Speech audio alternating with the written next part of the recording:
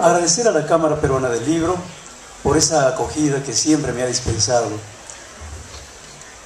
Agradecer al Grupo Santillana, a través de Mercedes González, su gerente general, y de Anaí Barrio Nuevo, que han hecho pues una edición maravillosa del libro.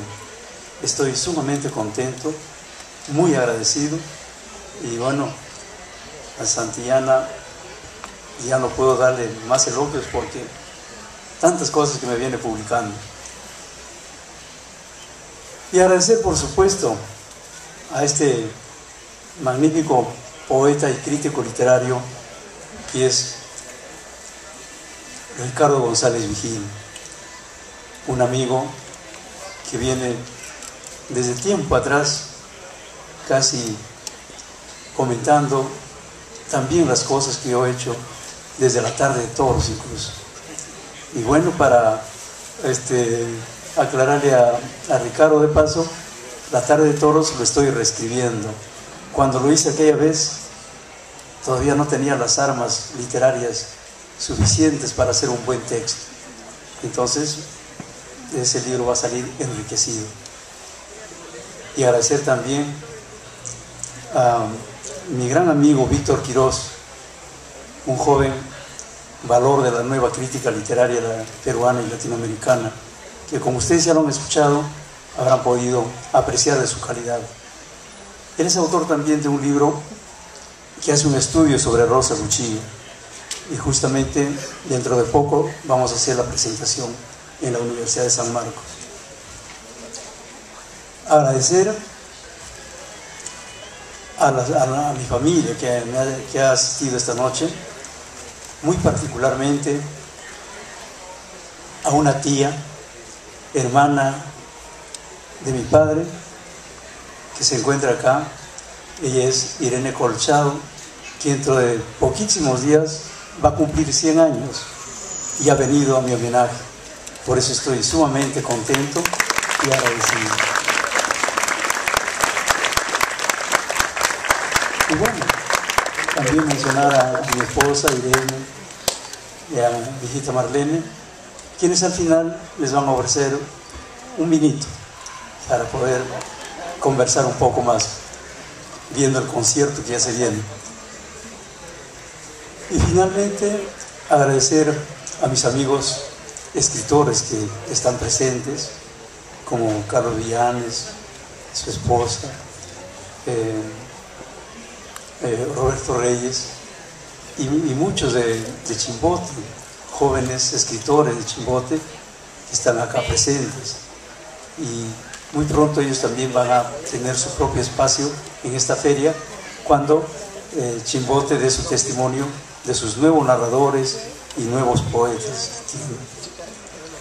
Y agradecer a este público magnífico, a todos ustedes que esta noche le han dado un marco de festividad a esta presentación.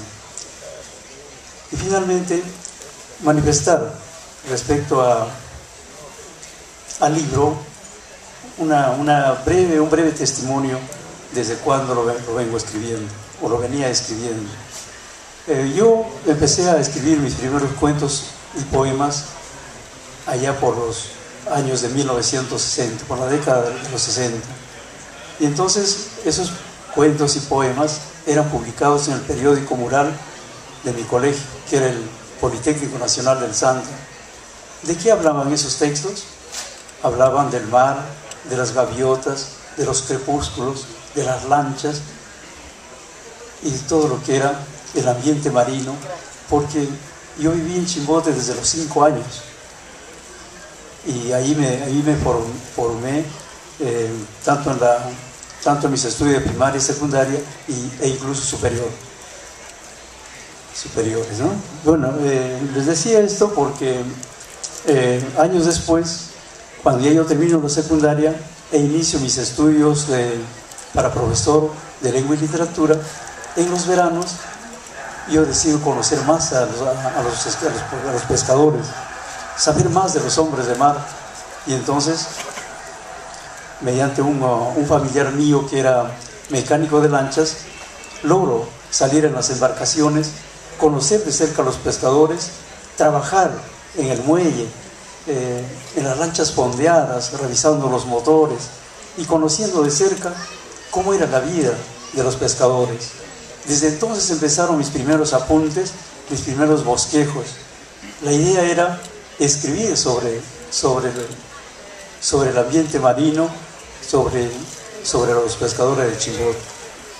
Pero esto ocurría ya más o menos a fines de los años 60 y ocurre un hecho dos hechos memorables y muy trágicos que a mí me conmueven: la muerte de Ciro Alegría y la muerte de José María Arguedas. Cuando eso ocurre, yo recién pienso en mis raíces andinas. Digo, bueno, yo he nacido en los Andes al igual que ellos. Ahora queda Zabaleta, que bueno, él está viajando por el mundo y escribe muy poco sobre los Andes. Está Eleudoro Vargas Vicuña, que ya no escribe sobre los Andes. Hace mucho tiempo que ha colgado la pluma Eleudoro. Está Porfirio Meneses, que también escribe muy de cuando en cuando. Creo que yo puedo colaborar en algo escribiendo sobre los Andes, pero luego volveré a seguir escribiendo mis cuentos del litoral, porque ya entonces yo en la revista Alborada había publicado algunos cuentos, como por ejemplo El hijo del rival. El hijo del rival tiene un argumento bastante ingenuo, porque eran mis primeros textos. Dos patrones de lancha se odian encarnizadamente porque ambos compiten. ¿Quién es el mejor pescador de la fábrica? ¿Cuál es el que trae más pesca? Y que, por cierto, tiene todo el aval de los empresarios al pescador que llena las bodegas. Y es así como ocurre ahí, empieza el cuento cuando hay una pelea en el muelle. Bueno, el hecho es de que yo pensaba regresar a la literatura costeña, a la literatura del litoral, pero me interno en los Andes y de ahí no salgo. Me atrapa tan fuerte, ¿no? Y entonces digo, bueno, yo nací junto a un río de aguas torrentosas, el más caudaloso de la costa peruana, el río Santa. Nací a 100 kilómetros hacia adentro, donde el río Santa se despeña en una gran catarata y que el sabio Santiago Antúnez de Mayolo puso allí una turbina para convertir el agua en luz. Empieza la modernidad en Chimbote y acaso en el Perú, porque empieza a funcionar la siderúrgica. Hay luz para Chimbote, para Trujillo y para los pueblos del Callejón de Guaylas. Y pienso escribir, y bueno, me pongo a escribir y no paro hasta el año 2000, en que recién levanto la cabeza y digo, wow, ¿cuántos años pasaron? Desde los años 70, en que yo pensaba escribir sobre el litoral, me he quedado anclado en los Andes. Y es entonces cuando empiezo a rescatar los apuntes que yo había ido haciendo desde los años 70 sobre la pesca, sobre las historias del puerto, las luchas sindicales. Yo había tomado apuntes, tenía recortes de periódicos, tenía bastante material. Y es así como recién en el año 2000, empiezo a escribir Hombres de Mar y lo termino más o menos el 2007, donde pongo punto final a la novela. Pero ya habían transcurrido muchísimos años que yo había dejado de volver al lenguaje marino. Y es así como sale Hombres de Mar. Quizás tiene la marca de los escritores del boom, porque cuando yo hago mis apuntes, hago los primeros bosquejos de la novela durante los años 70, 80, todavía trabajábamos con monólogos, con técnicas literarias que a mí me encantan, porque siempre he experimentado con el lenguaje.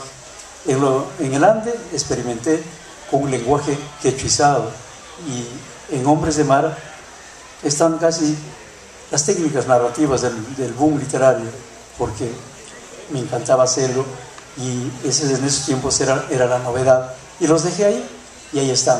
Por eso que hay cierto parentesco con autores de ese movimiento: Carlos Fuentes, Donoso, Cortázar y tantos otros escritores. Muy bien, eso es todo, mis queridos amigos. Estoy muy agradecido por haberlos tenido en esta sala. Y bueno, viene el vinito que mi esposa por ahí ha traído para conversar un poquito en grupos de amigos. Muchas gracias.